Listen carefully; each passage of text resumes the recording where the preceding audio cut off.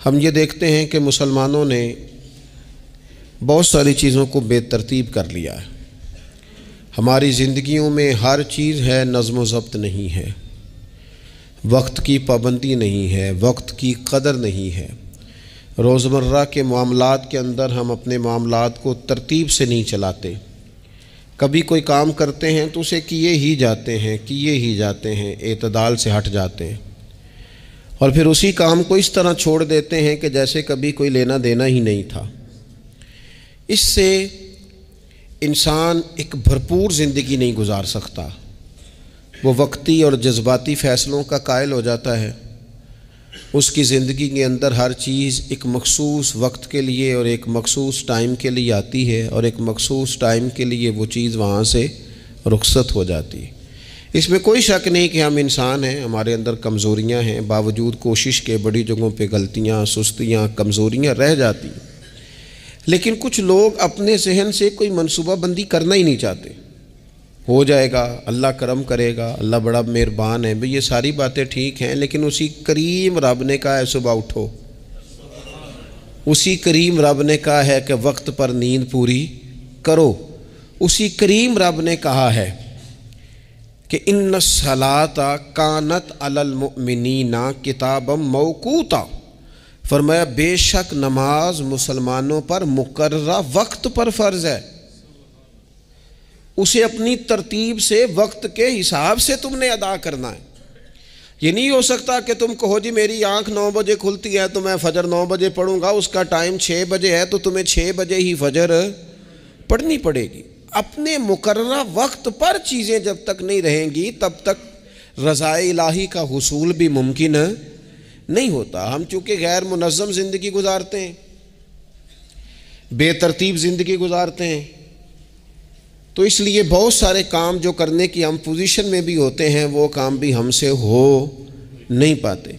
एक तो बहुत सारा मसला लोगों का ये है कि कल कर लेंगे, इंशाल्लाह हो जाएगा, आप दुआ करें हो जाएगा, आप फ़िक्र ना करें हो जाएगा।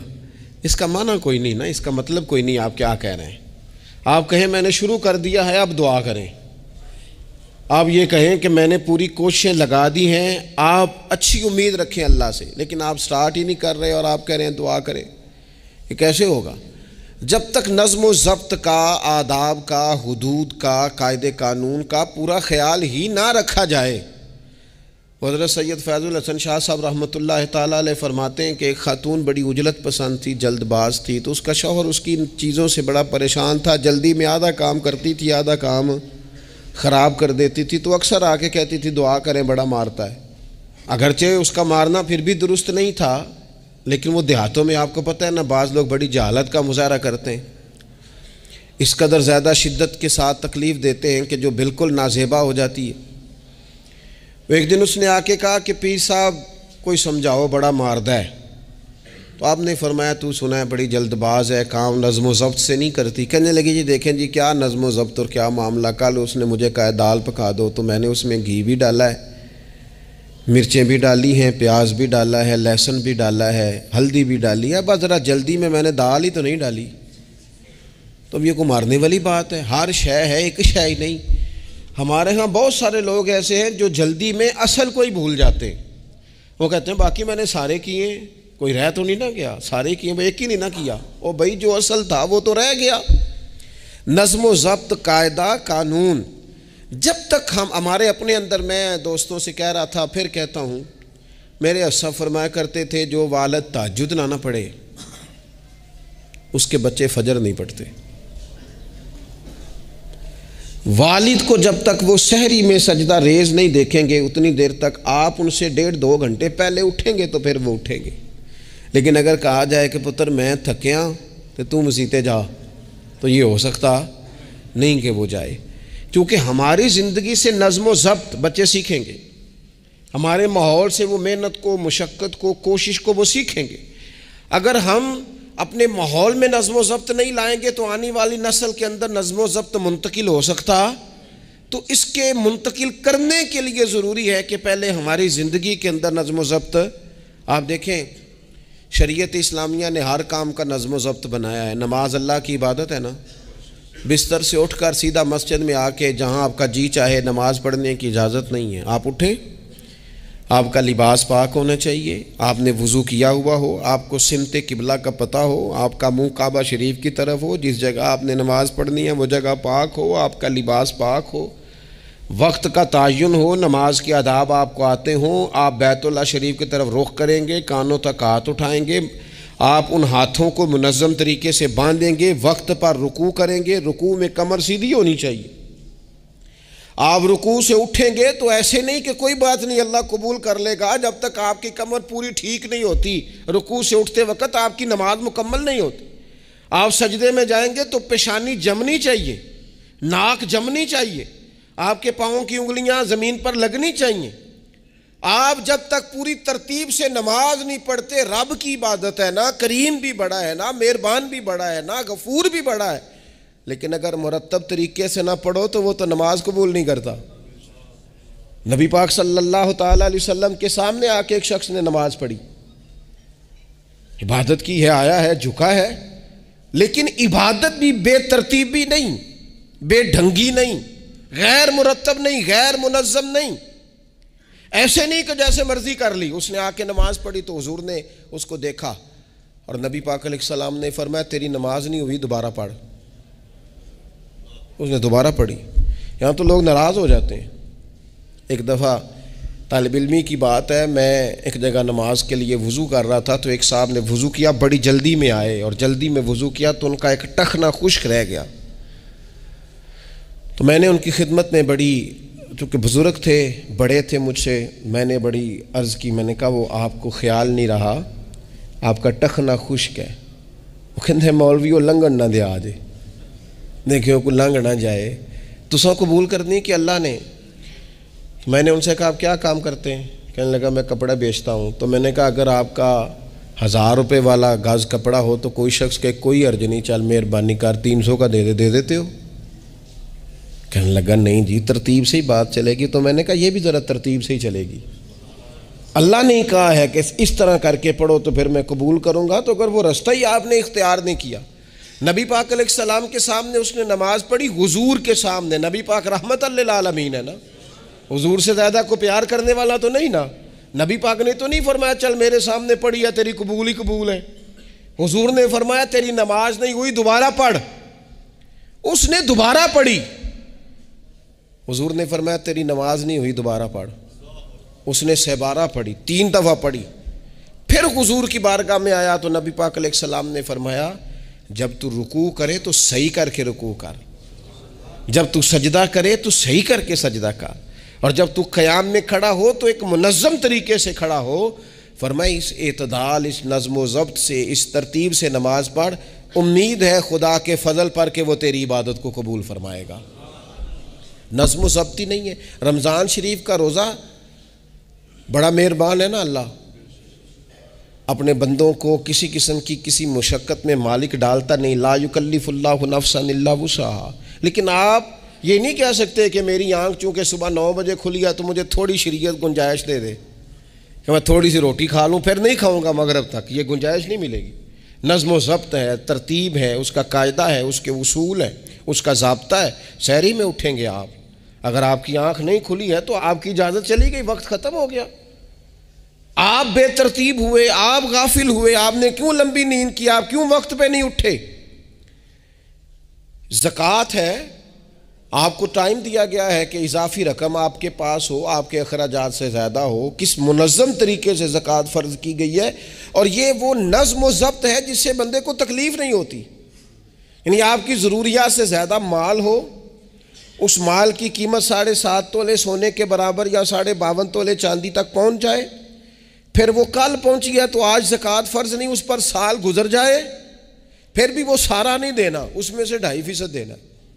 नज़्म व ज़ब्त से अल्लाह ताला ने तौफ़ीक दी ना जब बैतुल्लाह शरीफ का हज करने की, तो मैं वापस आया तो मुझे एक तालिब इल्म ने पूछा, उसने कहा कि उसका ख्याल था चूँकि अल्लाह के फ़ज़ल से हम खानकाही लोग हैं तो बाज़ लोगों का ख्याल होता है कि शायद कोई बहुत अनोखी बात और इनफरादी बात मिलेगी, तो खानका शरीफ में या तरीक़त में या अहले तसव्वुफ़ में बातें अनोखी नहीं हैं, बातें रूटीन की हैं। बस वो ये कहते हैं कि ज़रा इनको दर्द से इन पर अमल करो। अपने दिल में उसका निफाज करो, रूह में उतारो। तो मुझे कहने लगे आपने अल्हम्दुलिल्लाह हज कर लिया। तो मैंने कहा मैंने हज किया है तो मैंने ये रिज़ल्ट निकाला है कि हज बंदे को नज़्म व ज़ब्त सिखाता है, मुरतब करता है इंसान की ज़िंदगी को। आपको 8 ज़िलहज की ज़ोर पड़नी है आपको हर सूरत में मिना में, आपको 9 को हर सूरत ज़वाल से कबल अरफात में आपको ज़वाल का वक्त में वहाँ पहुँचना चाहिए। आपको कुछ ना कुछ टाइम वहाँ गुजारना है। एक मुनज़्ज़म तरतीब है कि मगरिब के वक्त निकल आओ, वहाँ आपने नमाज नहीं पढ़नी, आप आके अरफात से निकलें, मगरिब इशा की नमाज़ें मुज़दलिफ़ा में पढ़ें। आपको 10 की सुबह को जाके कंकर मारने हैं। आप ये नहीं कह सकते कि मैं जनाब 2 दिन पहले ये काम ख़त्म कर लूँ। मुकर्ररा टाइम पे जो 9 ज़िलहज को मैदान अरफात में नहीं जाएगा उसका हज हो सकता, क्योंकि ये एक नज़्म व ज़ब्त है, दीन ने कायदा बनाया है। कायदे के बगैर आप ये काम कर सकते? मैं मसरूफ़ हूँ जी, मुझे सफ़र करना है, मैंने कुर्बानी करनी है, तो 10 को नहीं कर सकता, मैं 8 को करके चला जाऊँ तो जाओ, अल्लाह कबूल ही नहीं करता। कुर्बानी अपने टाइम पे मुकर्ररा वक्त पर। नज़्म व ज़ब्त पूरी इबादत इस्लामिया में आप देख लें, नज़्म व ज़ब्त है, उसूल है, कायदा ज़ाब्ता है। वो हमारे यहाँ कुछ लोग ना दरवेशी की बुनियाद पर भी जहालत फैलाते हैं, जहालत फैलाते हैं। वो कहते हैं जी ऐसी दरवेश लोग हैं जी, हम किसी नज़्म व ज़ब्त के कायल नहीं। इसका क्या माना हुआ जी? वो दरवेश तो तंजीमें नहीं चलाते, तो दरवेश क्या चलाते हैं? जहालत चलाते हैं। दरवेश ही तो तंजीम चला सकता है, दरवेश ही तो इदारा चला सकता है, दरवेश ही तो एक मुनज़्ज़म सिलसिला तालीम आगे ले जा सकता है, चूँकि उसकी ज़िंदगी में नज़्म व ज़ब्त होता है। उसकी ज़िंदगी एक पूरे कायदे के मुताबिक मुरतब होती है, उसकी ज़िंदगी में टाइम टेबल पूरी तरतीब से होता है। तो याद रखिएगा कि नज़्म व ज़ब्त एक हुस्न है। आप देखिए शरीयत इस्लामिया किस तरह से हमारी तरबियत करती है। शरीयत तो कहती है बाकी सारी चीज़ें तो एक तरफ रह गई, किसी के घर भी जाना है तो नज़्म व ज़ब्त से जाना है। आपके भाई का घर है, आपके दोस्त का घर है, आपका करीबी ताल्लुक़ है, बगैर इजाज़त जा सकते हैं? दीन नज़्म सिखाता है। कुरान मजीद फुरकान हमीद ने कहा या अय्युहल्लज़ीना आमनू ला तदखुलू बुयूतन गैरा बुयूतिकुम हत्ता तस्तअनिसू व तुसल्लिमू अला अहलिहा। क्या करो? अगर किसी के घर जाओ ना तो पहले जाके इजाज़त लो। या अय्युहल्लज़ीना आमनू, ए ईमान वालो। किन से कहा? साहिबे किसी के घर में दाखिल होना है तो पहले क्या करना है? इजाज़त लेनी है। अहले खाना को सलाम करना है, और अगर वो इजाज़त ना दें तो फिर उनके घर में दाखिल। नबी पाक अलैहिस्सलाम 3 दफ़ा दस्तक देते थे, इजाज़त नहीं मिलती थी तो लौट आते थे। झगड़ा क्या है? यहाँ इलाम लोग नाराज़ हो जाते हैं, कहते हैं मैं मिलने गया सा जी तो मैनू टाइम मिले सी, आपके टाइम का नहीं मैंने ख्याल किया। जब तक आप नज़्म व ज़ब्त नहीं समझते, तरतीब नहीं समझते। आप देखें ना नबी पाक सल्लल्लाहु ताला अलैहि वसल्लम के घर खाना था सहाबा का, सहाबा ने खाना खा लिया। तो बहुत सारे लोग ऐसे होते हैं जो खाना खाने के बाद बैठ जाते हैं, शादियों पे, ब्याह पे आप देखते हैं गपशप लगने लगती है, वो देर तक बैठे रहते हैं। तो वहाँ भी कुछ लोग बैठ गए, कोई अच्छी गुफ्तगू, कोई दीन की, कोई खैर की बात होने लगी। नबी पाक अलैहिस्सलाम 2-3 दफ़ा तशरीफ़ लाए, उनको देखा। या अय्युहल्लज़ीना आमनू ला तरफ़ऊ अस्वातकुम फ़ौक़ा सौतिन नबी वला तजहरू लहू बिलकौल। नबी पाक सल्लल्लाहु ताला अलैहि वसल्लम की बारगाह में तो आवाज़ ऊंची नहीं करनी, तुमने उस तरह चिल्लाकर बात नहीं करनी। इस तरह लोग आपस में करते हैं, धीमा लबो लहजा। या अय्युहल्लज़ीना आमनू ला तक़ूलू राइना वक़ूलू उन्ज़ुरना। लफ्ज़ों के चुनाव में एहतियात करनी। वो देर तक बैठे रहे, बातचीत हो रही है। हुजूर 2-1 दफ़ा आए, वापस चले गए। अल्लाह ताला ने कुरान नाजिल कर दिया, फरमाया मेरे महबूब को तकलीफ़ देते हो, जब खाना खा चुको तो उठो, अब जाओ, ख़त्म हो गई दावत, टाइम मुकम्मल हुआ, अब कोई काम करने दो। मेरे अजीज़, अपनी ज़िंदगी में ये माहौल बनाएं, उन चीज़ों को लेकर के आएँ जो चीज़ें हमारे लिए ज़रूरी हैं। अगर हम ये काम नहीं करेंगे तो फिर ज़िंदगी में या तो हमारा वजूद किसी के लिए अज़ियत का बायस बनेगा, तकलीफ़ का बायस बनेगा, या हमारा लबो लहजा इस तरह का हो जाएगा कि हम बावजूद मेहनत के उसका कोई नतीजा निकाल सकेंगे। मैंने मेहनत हो रही है लेकिन नज़्म व ज़ब्त से नहीं हो रही, बेतरतीब हो रही है, बेतुकी हो रही है, तो बजाय ज़्यादा मुशक्क़त के नतीजा थोड़ा आएगा। इसलिए नज़्म व ज़ब्त अपनी ज़िंदगी में कायदा कानून, मेरे रसूल पाक अलैहिस्सलाम ना लोगों को कानून तोड़ने से मना करते। हुजूर अलैहिस्सलाम लोगों को इताअत अमीर का हुक्म देते, अमीर की फर्मा बरदारी की बात सुनाते। फरमाते अगर तुम्हारे ऊपर नक कटा हबशी गुलाम भी अमीर बना दिया जाए जो किताबुल्लाह के मुताबिक तुम्हें हुक्म दे, तो अल्लाह के महबूब फरमाते हैं उसकी बात भी सुनना और उसकी फर्मा बरदारी भी करना, पीछे ना हटना। तुम ये ना देखना कि यार ये तो नक कटा हबशी गुलाम है और मैं तो माज़अल्लाह से बेहतर हूँ, उसकी फर्मा बरदारी करना। इसलिए कि नज़्म ज़ब्त कायम रहता है जब लोग कानून की पाबंदी करते हैं, और जब कानून की पाबंदी नहीं होती, जहाँ क़याम अदल ना हो वहाँ करार हो सकता है।